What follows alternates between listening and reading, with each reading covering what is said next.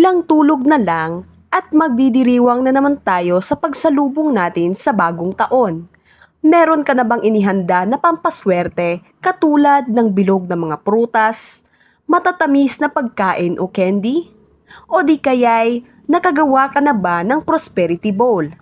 Kung hindi pa, tara at gumawa na tayo. Para sa pagsalubong sa bagong taon ay sasalubong din ng swerte sa ating buhay. Ang Prosperity Bowl ay isang ritual na pinagsasama ang pamahiin, espiritual na paniniwala at personal na hangarin. Karaniwang ginagawa ang Prosperity Bowl bago o mismong pagsalubong ng bagong taon dahil ito ang panahong sumisimbolo ng bagong simula.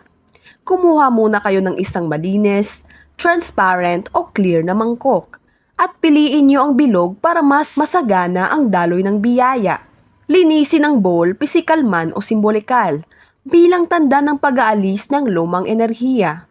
Tandaan, bago mo ilagay ang mga dapat ilagay dito sa bowl, huwag kalimutan na manalangin at magpasalamat sa Panginoon. At kapag sisimulan na po ninyo ang paglalagay, sa isipan po natin ay sabihin natin ang ating mga hangarin sa darating na 2026 habang ginagawa po natin ang Prosperity Bowl. Una po ninyong ilagay ay ang bulak. Ang bulak ay sumisimbolo ng magaang simula at magaang pamumuhay sa 2026. Ito rin ay panangga sa negatibong enerhiya at paalala ng malinis na intensyon. Pangalawa niyong ilagay ay ang bigas. Ang bigas ay simbolo ng kasaganahan at hindi nauubos na pagkain. Ipinapahiwatig nito ang hangaring hindi magkukulang ang pamilya sa buong taon. Pangatlo ay ang 12 hilaw na itlog. Inilalagay ang 12 itlog sa gilid ng bigas bilang simbolo ng buhay, potensyal at bagong simula. Ang bawat itlog ay kumakatawan sa isang buwan ng taon na may dalang biyaya at paglago. Pang-apat na ilagay ay ang 12 piraso ng barya. Ang 12 piraso ng barya ay sumasagisag sa tuloy-tuloy na daloy ng pera sa bawat buwan ng 2026. Ang paglalagay po nito sa ibabaw ng bigas ay tanda na ang swerte sa pananalapi ay nangingibabaw. Maaari rin kayong gumamit ng gold or chocolate coins kung wala po kayong barya. Panglima ay isang bilog at matamis na prutas. Inilalagay sa gitna ng bowl ang bilog na prutas katulad ng orange. Ito ay simbolo ng kabuuan, pagkakaisa at walang patid na daloy ng kasaganaan. Pang-anim niyo pong ilagay ay ang 12 buong dahon ng laurel. Ang laurel po ay sumasagisag ng tagumpay at katuparan ng pangarap. Dahil hindi ito madaling masira, sinisimbolo nito ang pagmatagalang tagumpay at matatag na pagunlad. Pampitong ilagay ay perang papel na may pulang ribbon. Ang perang papel ay tanda ng mas malaking biyaya at oportunidad, habang ang pulang ribbon ay simbolo ng swerte at proteksyon. Maaari po kayong gumamit ng 7 piraso po ng perang papel or 3 po or kahit isa lang po, depende na po sa inyo.